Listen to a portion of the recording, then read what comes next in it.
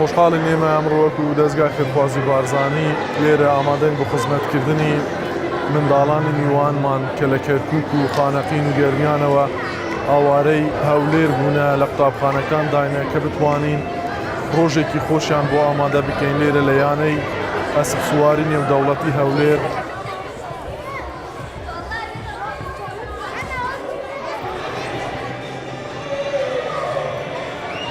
من خەڵکی خانەقیلم کە ئەمڕۆ مامۆستاکان هاتن وتیان با بڕۆین بۆ شاری دیاری هێنی ئەسپ سواری. من زۆر دڵخۆشم کە هامە هەولێر هەمەدەم سەر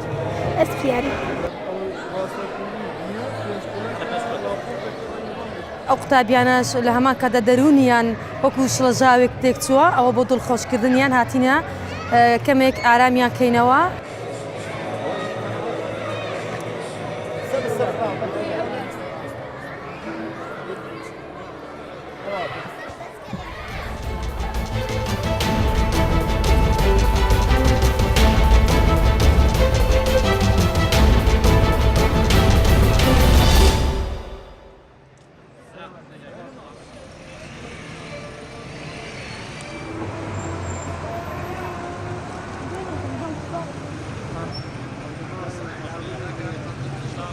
تشکر و قدردانی بکەم لەو خەڵکە خۆشەویستە کە لە ئەوڵی بەیانیەوە ئێمە ساعت 8:30 6 پایگامە لە سەدی شارستاندا فعال کردووە کە کۆمەگی خەڵکی بەڕە چ نەقدی وە چ کالا جەماوەری بکات.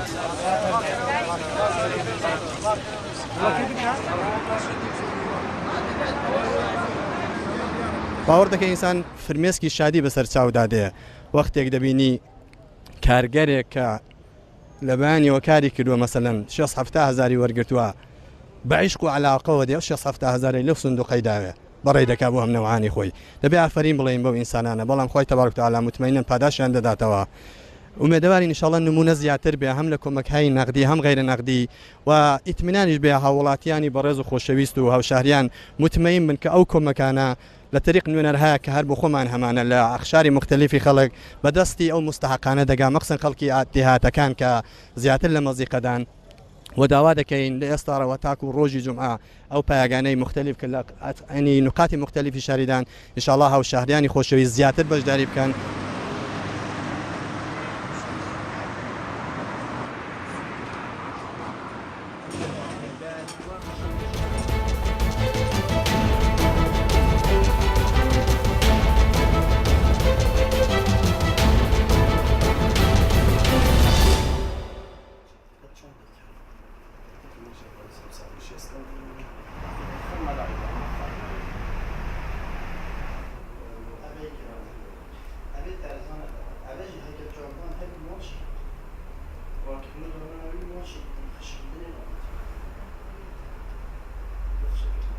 چەند تەنجی تشتێ لاوە بێت یعنی تشتێ بەخێر نەبێتن تشتێکی غەریبی تشتێکی لا بیت یعنی زیبزیوی تشتێ تەقلیدی ناکردن یەکەبن هەبیت ناکردن یعنی ئەچین بژمەدان دای خود گرن چەند هەی و حتا تشتێکی غەریبتر دێتن ئاغلبەت داریش ترکی دێتن بەس بیضاعی ئاغلبە سینێتە تقریبا شین بژمەدان 90% بیضاعی سینی دێتن بەس دار ئاغلبەش ترکی دێتن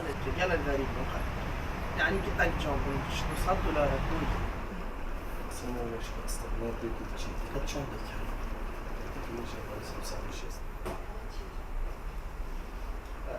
خلق دیف طلبیات تشتی باش دیدن نه تشتی که به سر و بر بیتن